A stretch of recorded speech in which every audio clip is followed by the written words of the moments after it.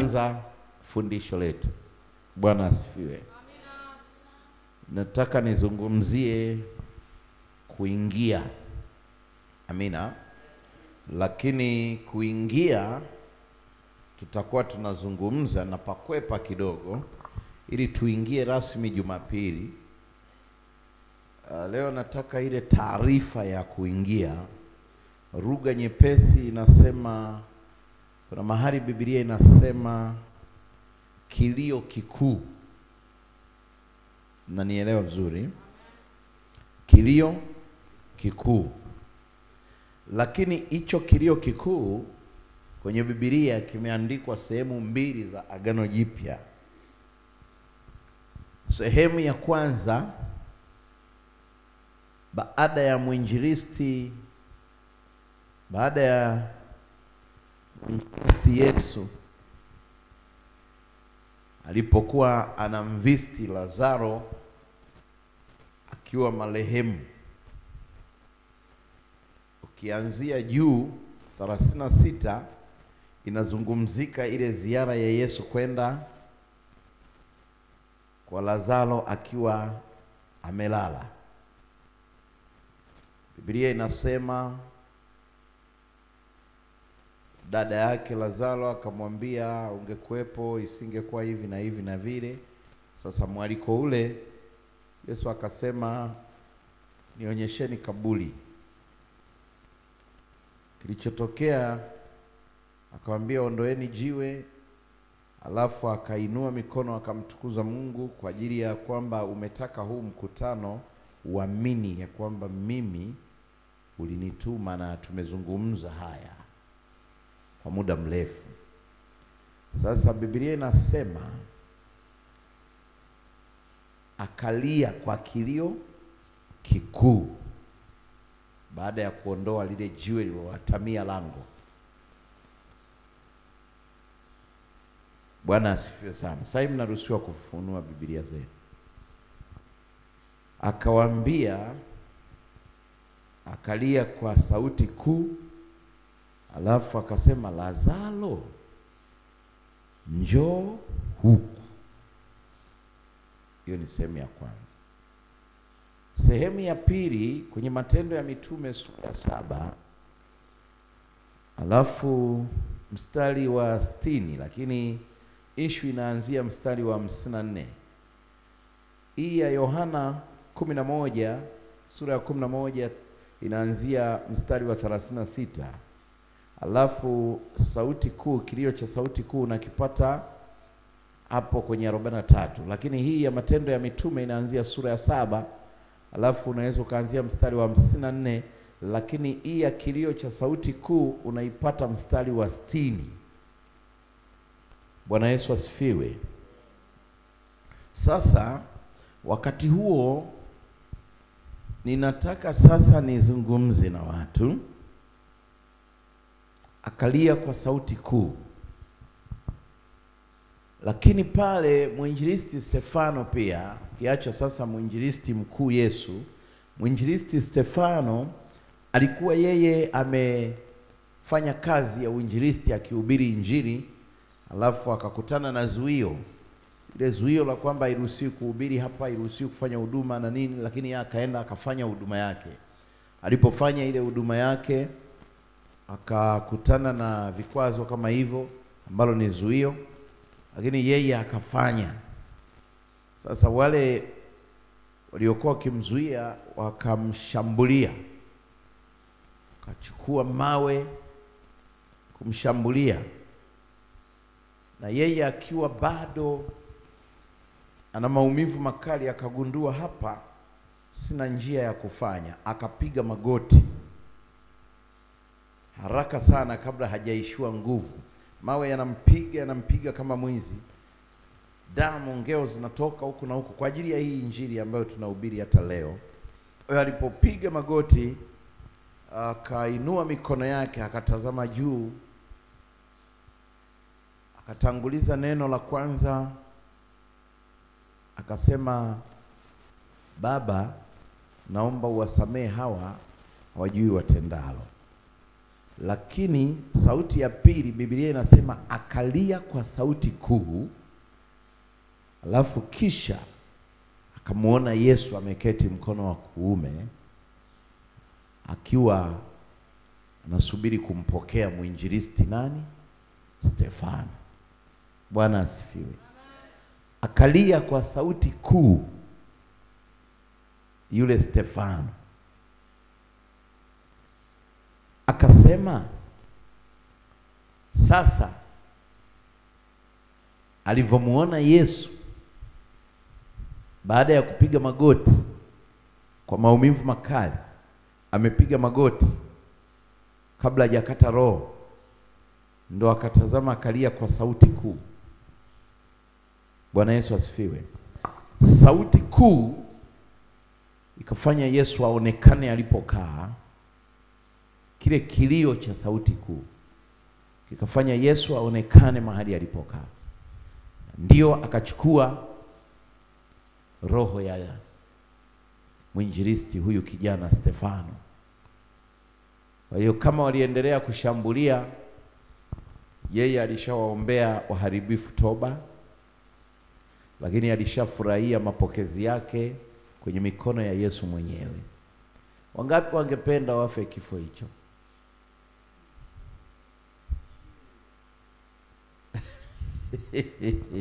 Wangapi hawataki kufa na hapa?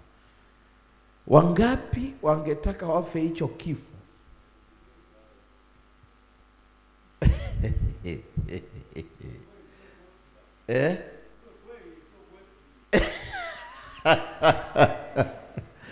Pigia Yesu makofi. Narudia. Nirudie vizuri. Nirudie hivi kwa kuthibitisha maandiko. Amina. Tuanzie hapa Yohana sura ya 11 mstari wa 36, kama unaweza kusoma kwa mic yako pale. Msikilize tu, muwe wasikivu wazuri, mtaelewa kitu hapo. Tuko kwenye maombi. Yohana 11:36. Ndiyo. Basi Wayahudi wakasema, ndiyo, angalieni jinsi alivyompenda. Ndiyo. Bali wengine wao wakasema, je, huyu aliyemfumbua macho yule kipofu hakuweza kumfanya na huyu asife? Basi Yesu hali akiugua tena nafsini mwake, akafika kwenye kaburi, nalo lilikuwa ni pango, na jiwe limewekwa juu yake. Yesu akasema, liondoeni jiwe. Martha dada yake yule aliyefariki akamwambia, Bwana, ananuka sasa, maana amekuwa maiti siku 4. Yesu akamwambia, mimi sikukuambia ya kwamba ukiamini utauona utukufu wa Mungu? Basi wakaliondoa lile jiwe. Yesu akainua macho yake juu, akasema, ndiyo, Baba, nakushukuru kwa kuwa umenisikia. Asante. Nami nalijua ya kuwa wewe wanisikia siku zote. Lakini kwa ajili ya mkutano huu wanaohudhuria nalisema haya, ili wapate kusadiki kwamba ndiwe uliyenituma. Asante. Basi naye akiisha kusema hayo, akalia kwa sauti kuu, Lazaro, njoo huku nje. Akatoka nje yule aliyekufa, amefungwa sanda miguuni na mikononi, na uso wake amefungwa leso. Naye Yesu akawaambia, mfungueni, mkamwache aende zake.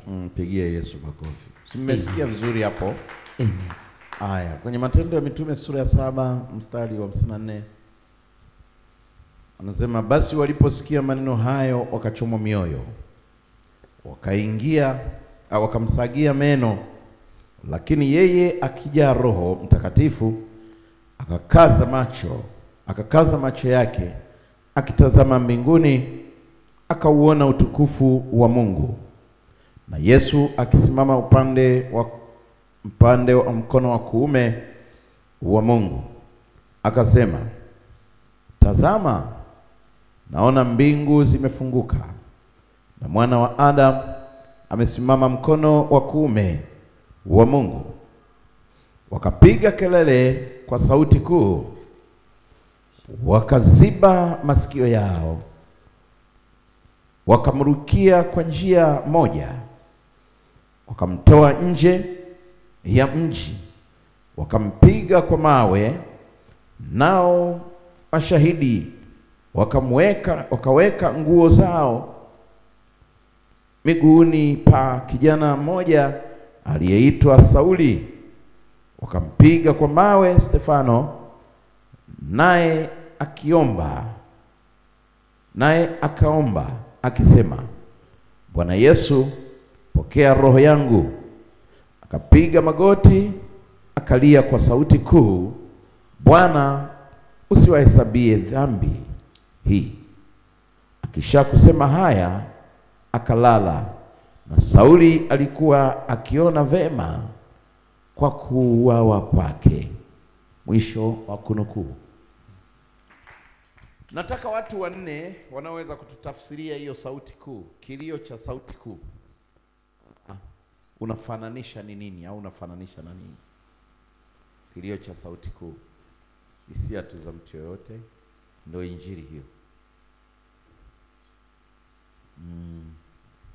Yesu, kilio cha sauti kuu, hivyo na nini, alafu nipate mpaka wa kadhaa hivi. Nyosha tu mzee Veda. Mwingine? Hili ni darasa.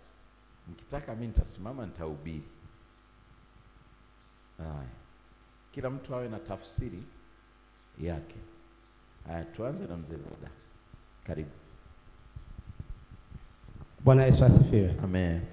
Kilio cha sauti kuu ni maombolezo ya kuomba msaada kwa Mungu aliye mbinguni ili amtie nguvu na kuweza kufanya lile jambo ambalo liko mbele yake. Kwa ufahamu wangu umejitahidi, mpigie Yesu makofi. Princess.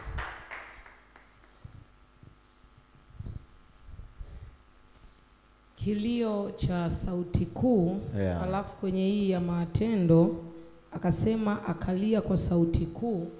Naweza nikasema kwamba ni namna fulani ambavyo mtu anaweza akapaza sauti yake kwenye maombi akiwa ndani amejawa uchungu. Ina maana wakati anamwombea Lazaro alikuwa ndani amejawa uchungu uliomfanya akapaza sauti kubwa sana juu. Mpigie Yesu makofi. Vizuri. Mwingine?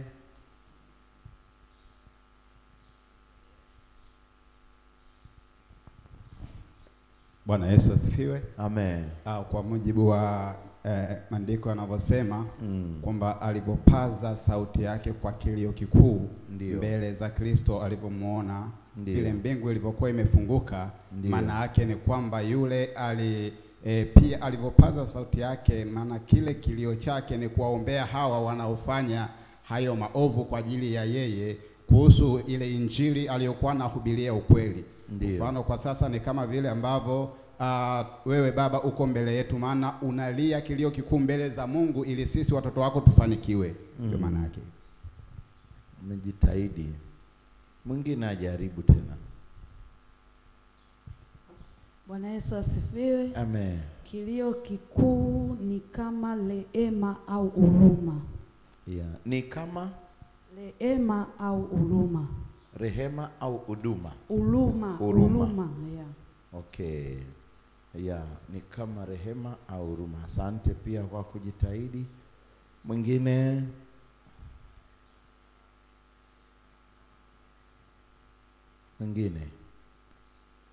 Bwana asifiwe. Amen.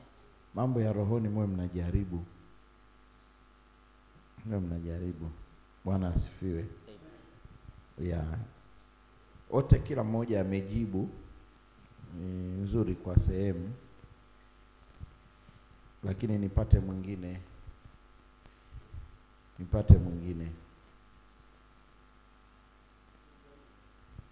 Karibu. Yesu asifiwe. Kilio kikuu ni ishara ya ile kazi aliyotumwa akiitenda kwa wale watu. Ndio. Na sasa ameona wakati wake umefika. Alipaza sauti kwa kilio kikuu, kwa kumaanisha kwamba hili nililokuwa nalitenda ni kwa ajili yao, lakini wamekosa kulielewa. Na ule uchungu ndio ukasababisha kutoa sauti kuu na kwa kilio kikuu, ninavyoelewa mimi. Sawa. Asante kwa kujaribu. Pigia Yesu makofi. Mwingine anisomee Mathayo. Soma Mathayo wakati anampa mamalize. Karibu. Bwana Yesu asifiwe. Amen. Kilio kikuu ni kwa ajili ya kuomba toba na rehema kwa ajili ya sisi tuliokuwa tuna dhambi. Amen. Pigie Yesu makofi.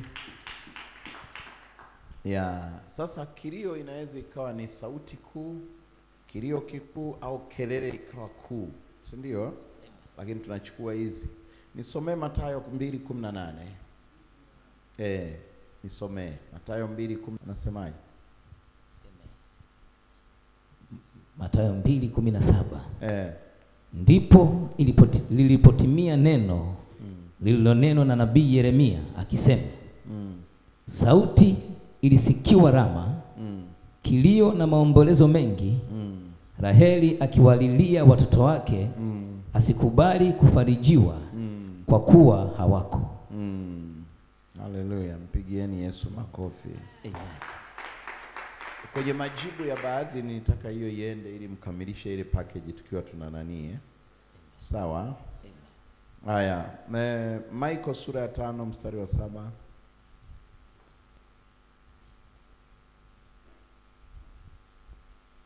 Imeandikwa. Ndio. Akapiga kelele kwa sauti kuu. Akapiga kelele kwa sauti kuu. Akasema. Nina nini nawe Yesu? Nina nini nawe Yesu? Mwana wa Mungu aliye juu. Mwana wa Mungu aliye juu. Huyu ni nani? Rudi mstari wa 5 katika hiyo ya kwako princess. Mstari wa 5. Na siku zote usiku na mchana kulikuwako makaburini na milimani akipiga kelele na kujikatakata kwa mawe.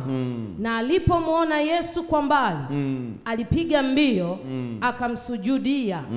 Mstari wa 7. Akapiga kelele kwa sauti kuu akasema, nina nini nawe Yesu?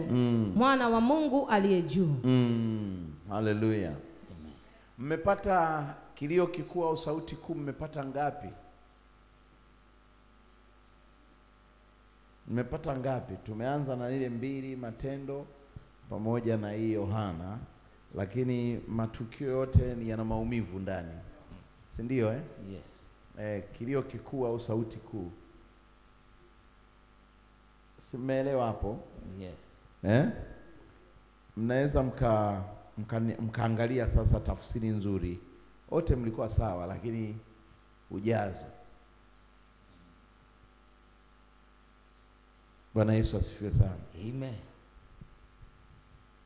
Kwa Raheli anasema sauti imesikika huko Rama, kilio na maombolezo mengi. Raheli anawalilia watoto wake, wala hataki kutulizwa au kufarijiwa. Uchungu uliopitiliza. Kilio kikuu au kelele kuu ni maumivu yanayotoka ndani yakitafsirika kiroho kwa sauti inayotaka majibu. Bwana asifiwe sana. Amen. Kuna vitu umeomba kawaida havina majibu, umeomba kawaida havina majibu. Sasa umedondoka kwenye janga ambalo pia unalazimisha upate majibu. Ndio ile sauti kuu.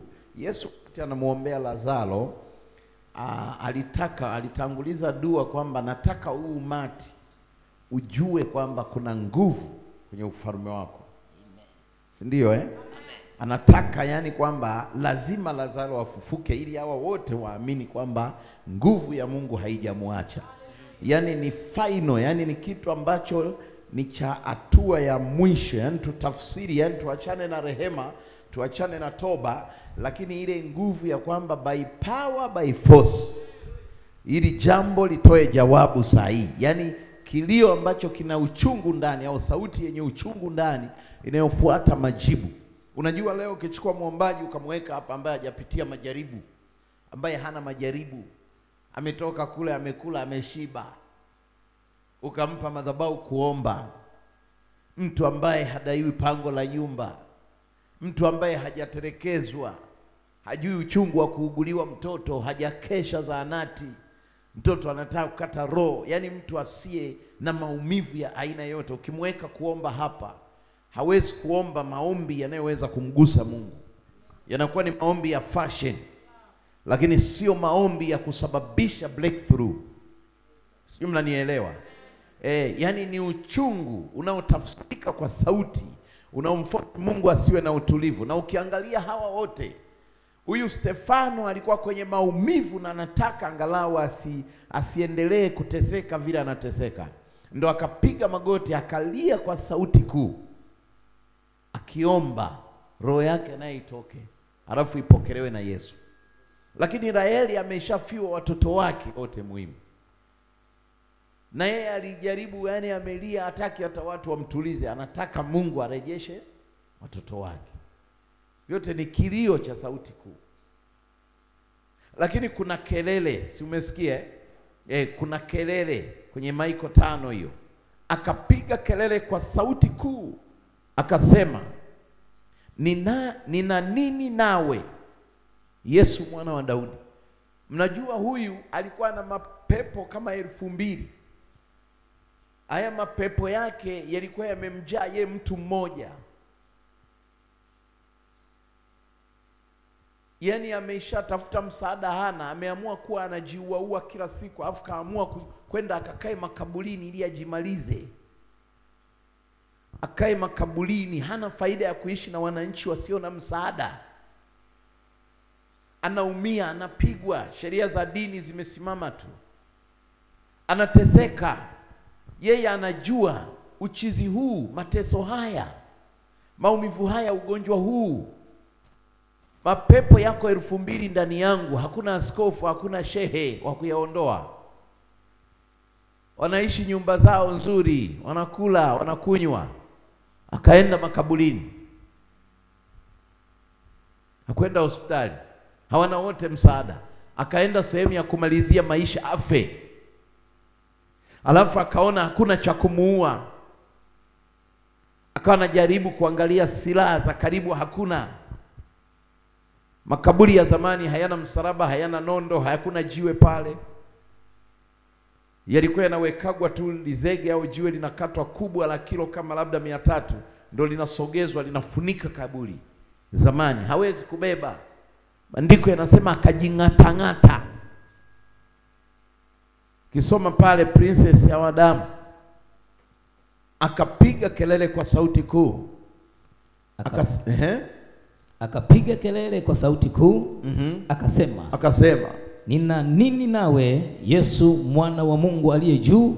Nina nini nawe Yesu mwana wa Mungu aliye juu? Na kuapisha kwa Mungu, usinitese. Kwa sababu amemwambia, ndio, ewe pepo mchafu, mtoke mtu huyu. Sasa maombi ya sasa tulionayo, lazima tumsihi Mungu. Tuwe na maombi, tusiwe na maombi ya mzaha. Tusiwe na maombi, yani tuwe na maombi ya kung'oka kwenye tatizo kwa lazima. Tupaze sauti kama nilizozisikia usiku. Yani Mungu afanye kwa lazima. Tunapoomba kwa ajili ya kanisa la Tanzania linalopoteza haki na sauti, linalopoteza heshima, kanisa la dunia linapoteza heshima, tulie kwa sauti kuu. Kanisa usipolililia wewe, maisha yako hayatakuwa na amani. Taifa hili tuombe kwa sauti kuu, tulie mbele za Mungu. Tanzania ni Tanzania ya amani. Tulie kwa sauti kuu, tupige kelele, tumwambie Mungu, tetea taifa letu, tetea viongozi wetu, tetea watumishi wa Mungu, tetea. Yani Mungu asiruhusu miguu yetu ikaondolewa katika nchi hii, ibada zikaondolewa katika taifa hili, mambo yakaondolewa katika nyumba hizi. Lazima tulie kwa sauti kuu. Stefano analia, alafu nguo zake zimetupwa kwenye miguu ya kijana mmoja anaitwa Sauli.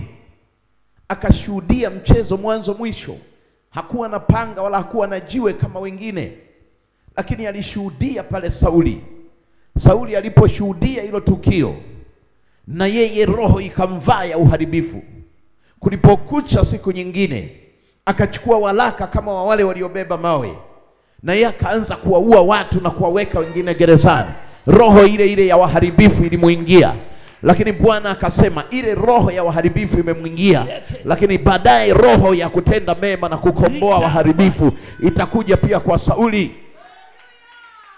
Nimesema pana roho mbili ndani ya kila mtu. Kuna roho ya uharibifu. Hata kama unaye nyumbani kwako, ikiinuka roho ya uharibifu, anza kumshukuru na kuomba. Kuna roho ya kutenda mema, roho ya ukombozi itatokea ndani yake. Biblia inasema Sauli alishuhudia nguo za Stefano akiwa anaumia na kuteswa. Ile roho ilipita kwenye nguo ikaingia ndani ya Sauli.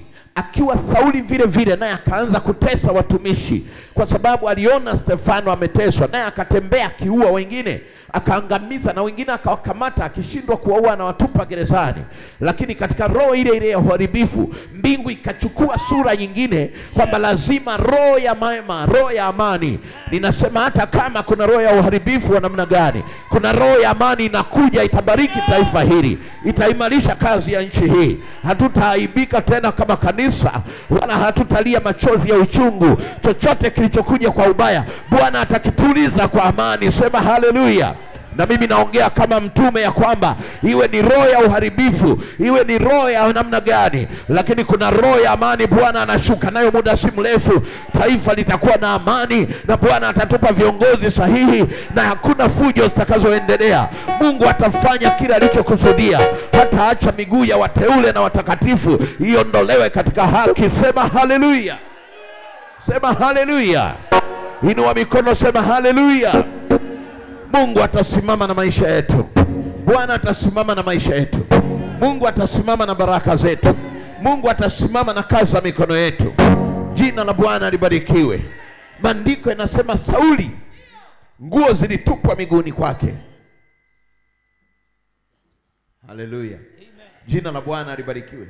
Sauli nguo zilitupwa miguuni kwake. Unaelewa ninachosema?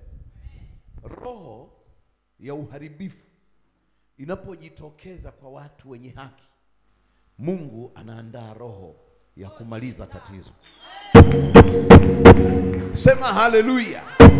Iwe ni kwa mwanao, iwe ni kwa baba yako, iwe ni kwa mama yako, iwe ni kwa mtoto, iwe ni kwa mume wako, iwe ni kwa mke wako, roho ya uharibifu ikiinuka, ujue Bwana anaandaa roho itakayoingia ya amani, na maisha yatabadilika.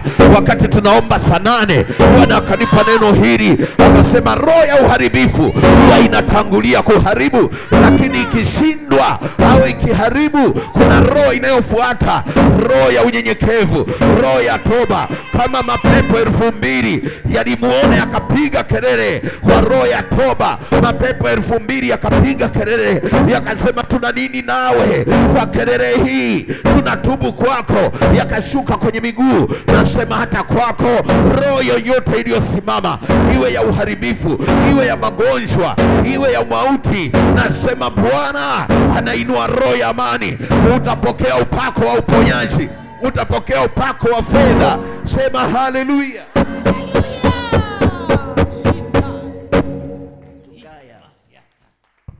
Sema amen. Amen. Waliwahi kuwaza hiki kitu?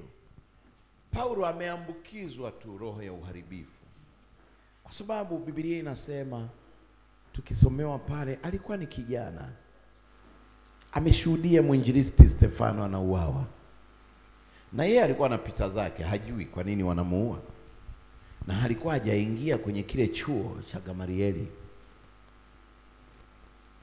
Baada ya hapo aliwaza, niingie chuo. Alikuwa na elimu za sheria, alikuwa na elimu za Torati za kawaida. Alipotoka pala akaenda kuongeza elimu. Akiwa anaongeza elimu, akaongeza elimu ya upande mmoja tu. ya kuua kila anayesema Yesu ni Bwana. Na huyo Paulo ndo akaja akarudi akatafsiri vizuri maandiko akasema, tunauawa usiku na mchana lakini hatufi. Tunauawa usiku na mchana lakini hatufi. Hata adui zetu tusipowajua tukalili tu kwamba hatutakufa. Biblia inasema Stefano kapiga magoti kwa maumivu makali, akalia kwa sauti kuu. Akalia kwa sauti kuu. Akasema, Bwana, wasamehe hawa kwa sababu hawajui watendao. Lakini nje ya hapo sasa nimeshakuona. Nikasema, wangapi nataka kufe kama Stefano?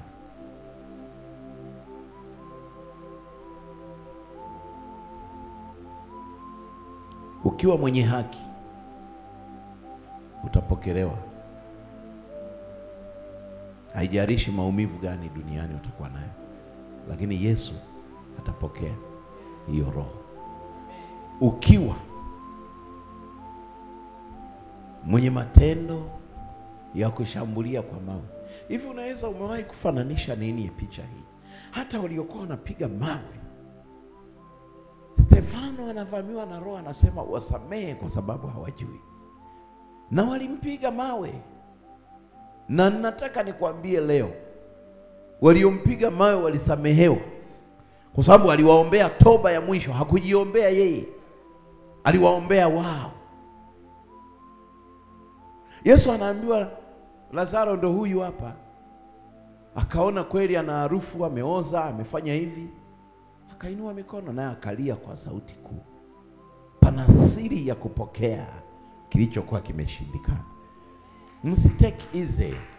Msifanye mambo ni mepesi. Ukiambiwa kuomba, omba. Ukiambiwa kuvulia, lia. Huwezi jua huo uchungu unaokuja ndani yako ndio unaosababisha mlango fulani hata kwa uzao wako ufunguke. Huo uchungu unaokuja. Usiombe tu kwa kupiga kelele watu wasikie unaomba. Sogeza uwepo wa Bwana kwenye maombi yako. Mwambie Bwana afanye kitu kilichoshindikana kwa jinsi ya kibinadamu. Ukisoma vizuri hapa, yaanzia mstari kwanza kabisa kwenye Marko hii sura ya 5, kuanzia mstari wa kwanza, unaona Yesu ziara yake ilikuwa haimuhusu yule kijana. Alikuwa amewaambia tu watu wavuke waelekee eneo husika. Yaani walikokuwa wanaenda sio kuponya. Lakini yule Mgerasi naye alikuwa hawataki watu. Unaishi na watu hawana msaada. Unaishi na watu hawana msaada kwako. Unakaa katikati yao. Hakuna anayesema Bwana chukua hiki kiasi hata ukatibiwe, ukanunue dawa. Unaishi na watu. Unasema tu wananipenda.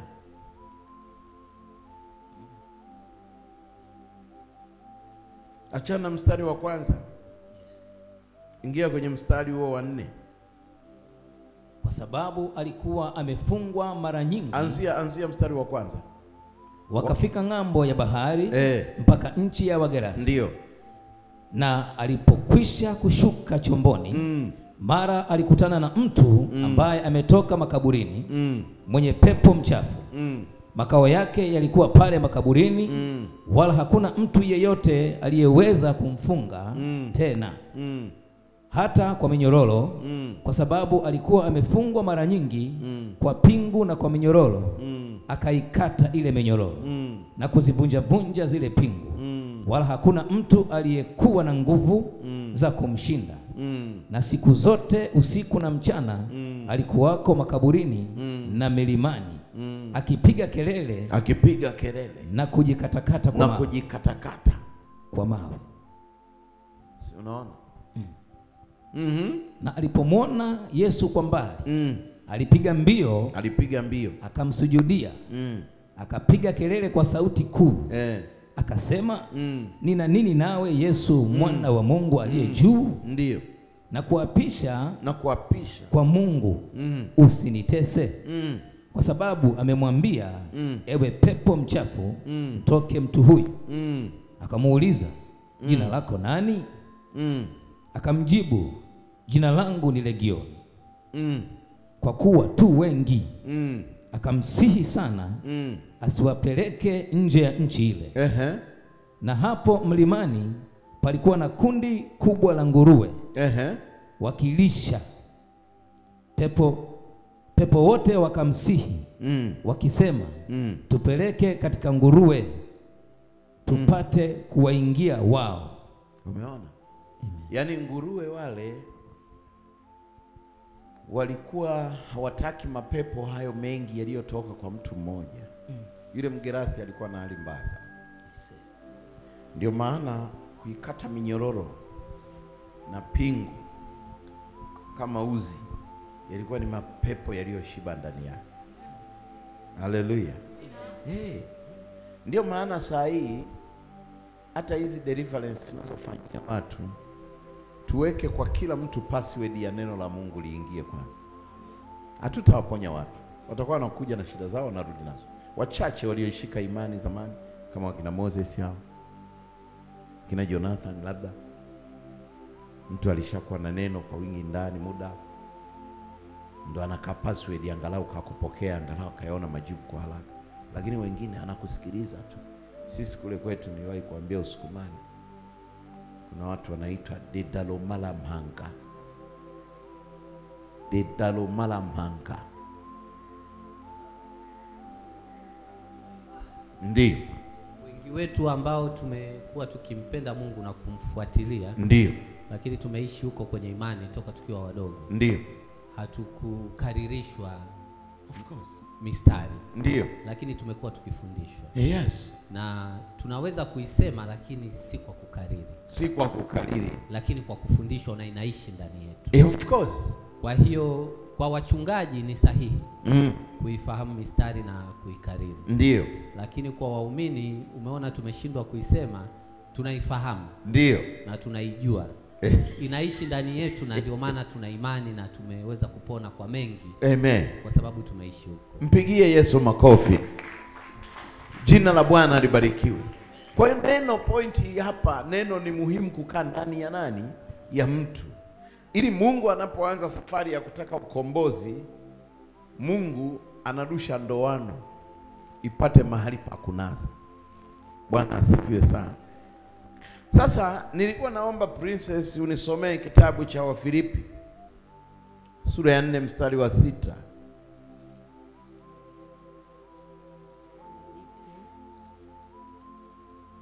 wake wa 6. Imeandikwa, msijisumbue kwa neno lolote, bali katika kila neno kwa kusali na kuomba pamoja na kushukuru haja zenu na zijulikane na Mungu.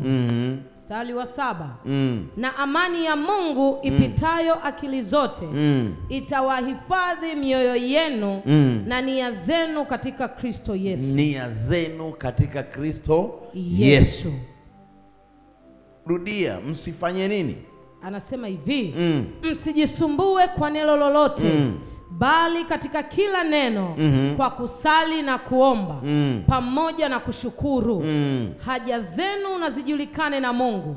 Na amani ya Mungu ipitayo akili zote itawahifadhi mioyo yenu na nia zenu katika Kristo Yesu. Imagine. Ni jambo jepesi sana. Ni jambo jepesi mno. Ni kujituni tu tukae kwenye kiwango fulani tunachokitaka. Mungu akitutafuta atupate kwenye engo fulani. Nilikuwa najaribu kuangalia. Yesu anasema neno la Mungu likae kwa wingi ndani yenu. Tumepuuza hivi vitu vidogo vidogo. Tumepuuza. Kuwa na mistari ndani, kukariri neno inasaidia ufahamu fulani. Ukimhudumia tu mtu siku zote inakuwa kama kapi. Unapeleka nguvu za Mungu zinashindwa kukutana na impact nyingine kule ndani. hivyo. Bwana asifiwe. Tusiwe na ibada za kukalilishwa. Haleluya. Tusiwe na ibada za kukalilishwa. Nataka tutafsiri sauti kuu, kilio chenye uchungu ambacho kinalazimu kwamba Mungu afanye kitu leo. Hawa wote uliowasikia, hakuna aliyesubirishwa kwamba kesho atendewe. Baada ya kulia kile kilio chenye uchungu, unajua mtu ambaye amepita majaribu mengi ndo anaweza akawa na muujiza mkubwa. Mwenye jaribu kubwa ndio mwenye muujiza mkubwa. Mwenye jaribu dogo anaka muujiza kadogo. Sijui mnanielewa? Yaani experience ya maumivu ya mtu ndio shukurani kubwa ya mtu kumuona Mungu. Uzoefu wa matatizo mengi, dharau, mateso, magonjwa, yale maumivu ndio yanaweza yakakusogeza karibu sana na uso wa Mungu. Hicho ni kipimo.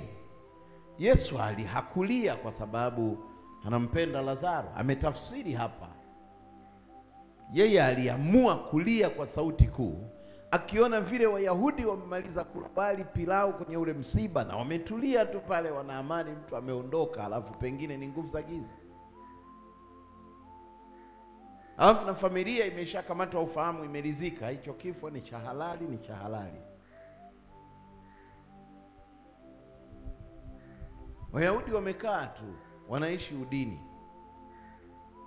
Unaona kitu Yesu anasema kwenye ule mstari wa 40, Yohana 11 mstari wa 40. Umeona kitu anasema?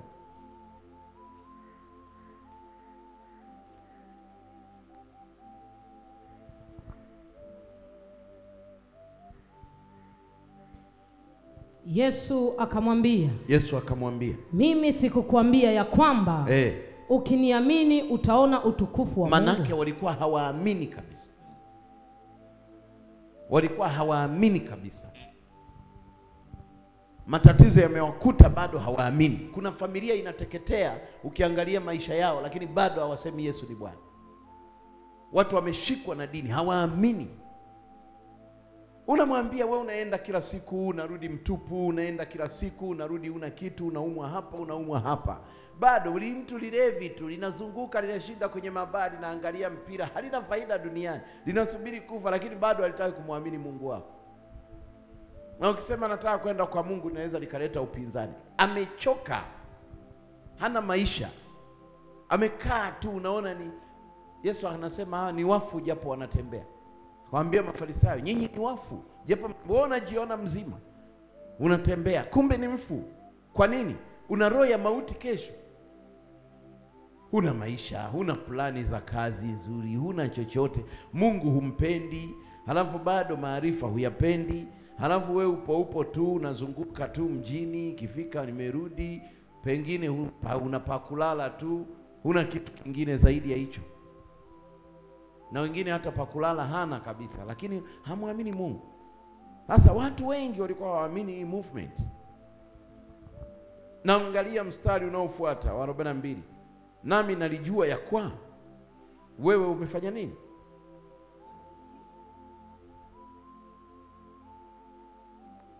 Soma mstari wa 42. Amen. Nami nalijua ya kuwa wewe wanisikia siku zote.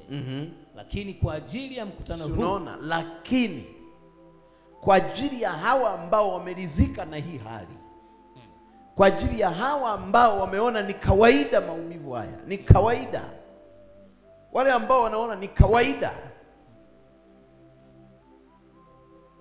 inabidi itumike vya ziada. Wale ambao wameona ni kawaida, itumike nguvu ya ziada. Lakini kwa ajili ya mkutano huu, lakini kwa ajili ya mkutano huu wanaohudhuria, na alisema haya, na yasema haya, ili wapate kusadiki, ili hawa waamini kwamba ndiwe uliyenituma, kwamba wewe ndio umenileta kwa mission ya ukombozi. Naye akiisha kusema hayo, ndio akalia kwa sauti kuu. Akalia sasa kwa ile sauti kuu. Lazaro. Yani hapa ilikuwa sio maombi madogo. Hapa ilikuwa sio tamko. Hapa ilikuwa sio upako. Yes. Akalia. kwa sauti. Yes. Haleluya. Amen. Haleluya. Amen.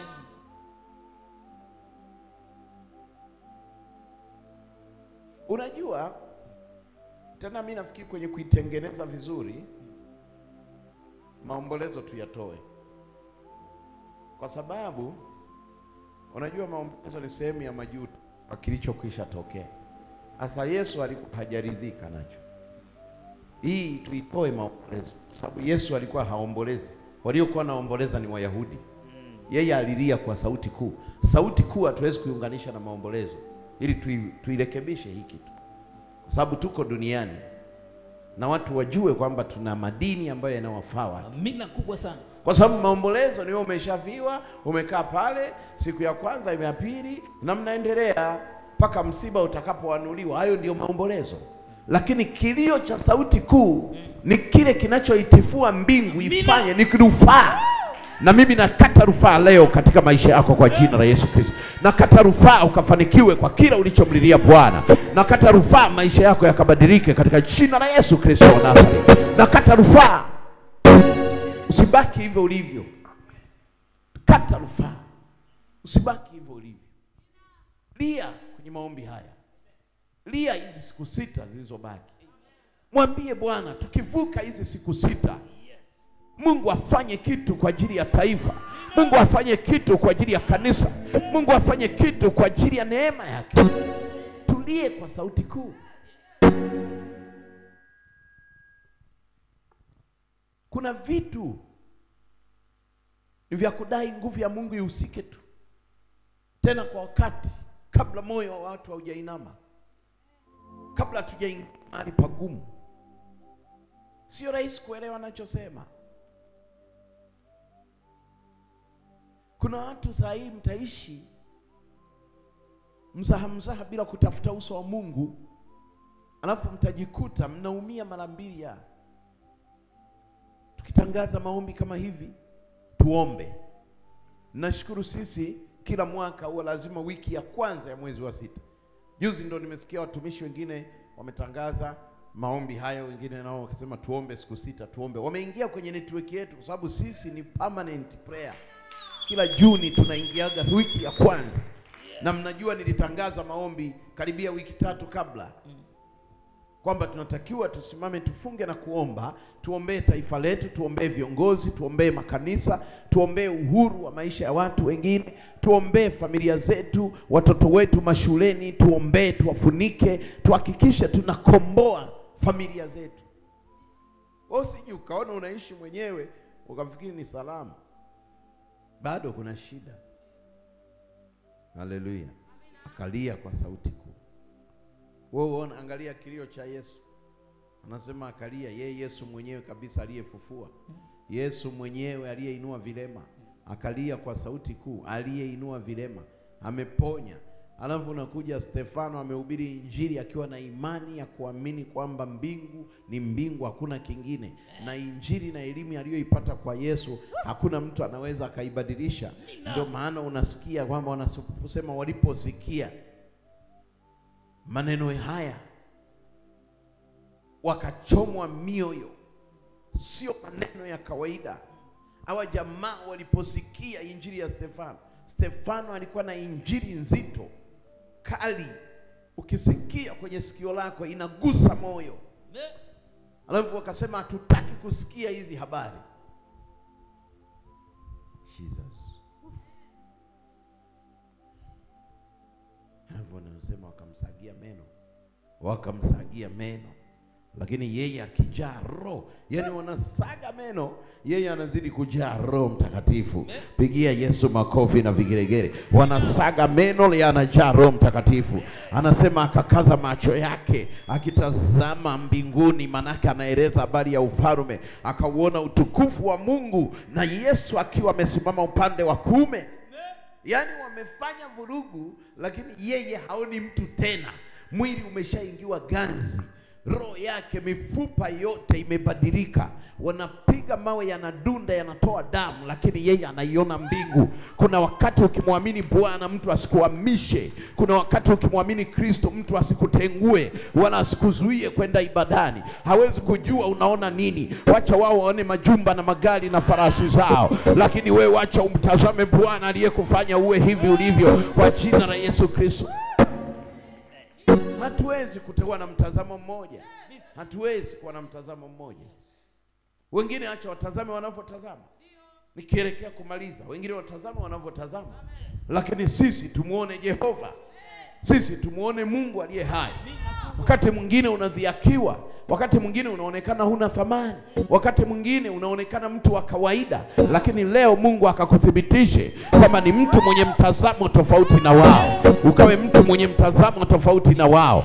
Wakikuona wajue kweli muda alioupoteza majibu yake yametokea. Kweli trip walizokuwa napita hapa tumeona majibu yametokea. Wengine wamezarau Biblia iliyo mkononi mwa mtu, lakini hawajajua ni connection ya neno kwa kusababisha kitu kutokea. Connection. Ni connection. Ni connection. Nilipomjua Mungu nikatamani ningemjua nikiwa hata form 1. Sababu nahisi kama nimejila ganji. Sema amen. Inua mikono, sema Bwana Yesu, tangu leo hii maumivu yangu, pokea kilio kikuu kwenye maisha yangu. Nipokee kilio kikuu, pokea kilio kikuu. Hata kama wakisaga meno, mimi nikuone Roho Mtakatifu. Hata kama wakisaga meno, mimi nikuone Roho Mtakatifu kwenye biashara zangu, kwenye kazi zangu, kwenye wito wangu. Tangu leo hii ninalia kilio kikuu. Maombi haya ninalia kilio kikuu kwa ajili ya taifa langu. Ninalia kilio kikuu kwa ajili ya serikali yangu. Ninalia kilio kikuu kwa ajili ya amani ya nchi hii. Ninalia kilio kikuu kwa ajili ya utaifa wangu. Ninalia kilio kikuu kwa ajili ya amani ya nchi hii. Ninalia kilio kikuu kwa ajili ya viongozi wa taifa. Ninalia kilio kikuu kwa ajili ya mamlaka zilizopo. Ninalia kilio kikuu. Tulie kilio kikuu. Mungu ana thawabu kwa ajili ya maisha yetu. Haijalishi, haijalishi tunapitia nini, lakini lazima tumwambie Bwana atulize ghasia kwenye taifa letu, atulize malumbano kwenye taifa letu. Tuomboleze kwa ajili ya taifa, tuipaze sauti zetu kwa ajili ya taifa. Tuinue kazi ya Mungu ndani ya Ukristo. Ukristo uheshimike, tusidharaulike kama wafuasi wa Bwana. Bwana wetu alishinda vita, Bwana wetu alikufa akafufuka. Leo kwa nini tuwe makafiri? Leo kwa nini tudharaulike? Tunatangaza ya kwamba never ever hatutakuwa makafiri, bali sisi tunalia kilio kikuu. Mbingu ifunguke na Yesu aliyeketi mkono wa kuume atutetee tangu leo hii katika jina la Yesu Kristo. Imetosha kubezwa, imetosha kuonewa, imetosha kukataliwa, imetosha kuonekana hatufai. Sema haleluya. Hebu tuombe dakika chache. Baba, katika jina la Yesu Kristo, asante kwa sababu ya wema wako. Tunapaza sauti zetu kwa ajili ya taifa. Tunapaza sauti kwa ajili ya kanisa lako. Tunapaza sauti kwa ajili ya familia zetu. Tunapaza sauti kwa ajili ya shule za watoto wetu. Tunapaza sauti kwa ajili ya elimu zao. Tunapaza sauti kwa ajili ya ndoa zetu. Tunapaza sauti kwa ajili ya mahusiano. Mungu, tunaomba onekana tena kwa taifa. Onekana kwenye kanisa lako. Onekana nyumba kwa nyumba. Onekana kwenye familia. Onekana hata Ikulu. Onekana kwenye wizara. Onekana kila eneo. Mungu uliye hai, tunakuita mchana wa leo. Tunaomba neema yako isimame. Tunaomba kazi zako ziheshimike. Tunaomba kazi yako ionekane kwa jina la Yesu Kristo. Tunaomba amani ya taifa letu. Tunaomba amani ya taifa letu.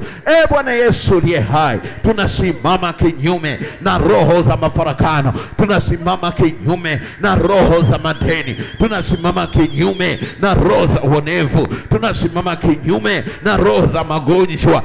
Mungu uliye hai, thibitisha thibitisha amani yako, thibitisha amani yetu katika jina la Yesu Kristo. 3, tutasogezwa miguu, tuabudu Mungu wa kweli, tusimame nawe Bwana wa kweli.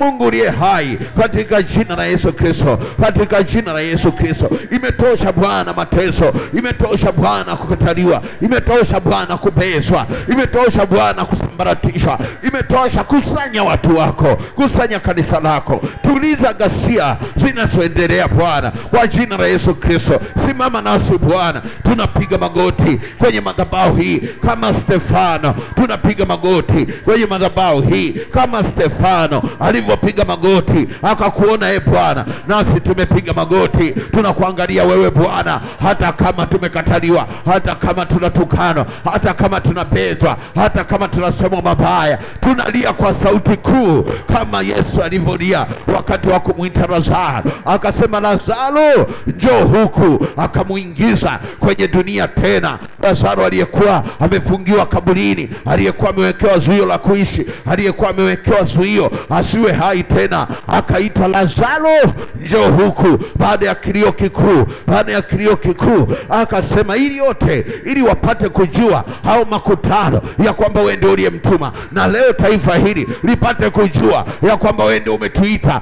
Bwana uliye hai, tetea kiongozi wa nchi hii, kuanzia rais wa taifa mpaka makamu wake na mawaziri wote na manaibu na makatibu wote na manaibu na viongozi mbalimbali, wakuu wa majeshi. Tunakuinua Bwana na tunaweka mbele zako. Sema nao Bwana, tunainua sauti kuu tukililia kila watu wanaokuwa kinyume na taifa hili, wanaokuwa kinyume na mamlaka hii. Bwana uliye hai, zungumza Ikulu, zungumza taifa, zungumza mahali, zungumza Bwana kwenye ardhi ya Tanzania. Ni kawaida yako Tanzania kuiona kwa furaha, ni kawaida yako kuwaona Wakristo kwa amani, ni kawaida yako kuwaona watu wako kwa upendo, ni kawaida. Bwana uliye hai, katika jina la Yesu, katika jina la Yesu, katika jina la Yesu, tunawainua watoto wetu. Katika jina la Yesu, tunainua ndoa zetu. Katika jina la Yesu, tunakataa roho za mateso, roho za marumbano, roho za masingizio kwa jina la Yesu.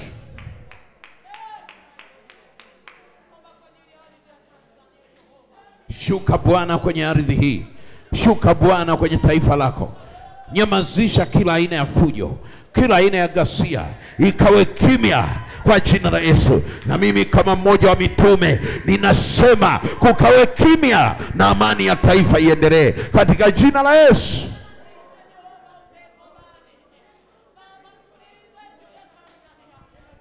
Imetosha kuonekana tuna makataba mingi.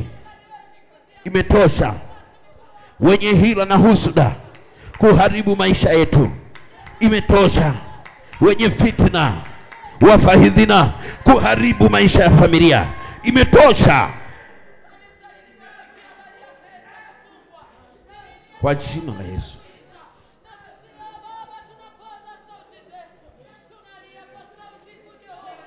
Asante Bwana, asante Bwana, asante Jehova Shama, asante Mungu uliye hai.